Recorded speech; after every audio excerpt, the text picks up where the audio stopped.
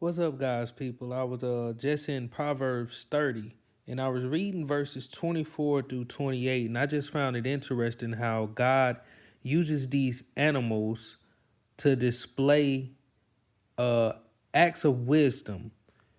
So I thought I might read this text and explain this text a little bit because it's fairly interesting to me.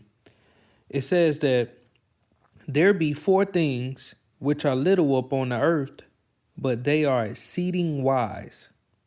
The ants are a people, not strong, yet they prepare their meat in the summer. Basically, what this verse is saying is that ants are not mighty. Ants are very small.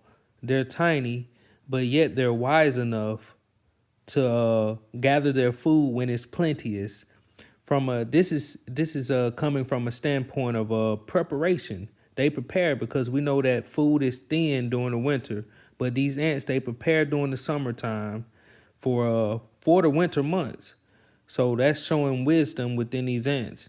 And then in verse 25, and then in verse 26, it says, the cunnies are but a feeble folk, yet make they their houses in the rocks.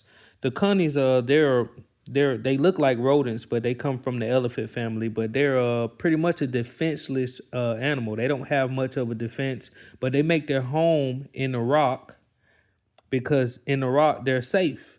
In the rock they have somewhere to hide. And just like us, we need to be somewhere safe in the rock and hide in the rock, which is Jesus Christ.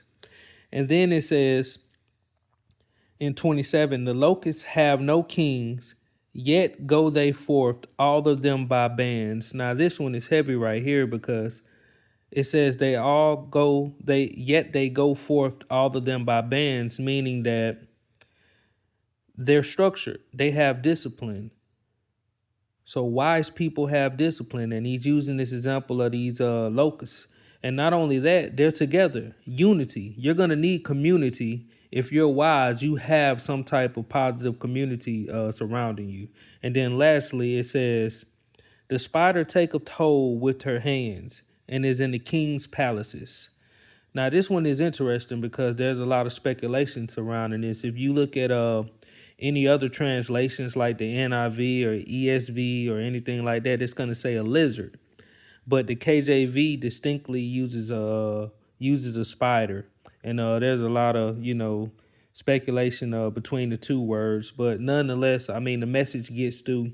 The message is no matter what, you can knock that spider web down and that spider web's going to come back again. No matter what, spiders are going to be in your home, whether you see them or not. Spiders are determined. Spiders persevere. And I think that's what this text is trying to tell us. It's trying to tell us that, hey, you have to persevere and you have to have determination. And this is just beautiful. God using these creatures to show us wisdom. And that's what I got for you guys, people.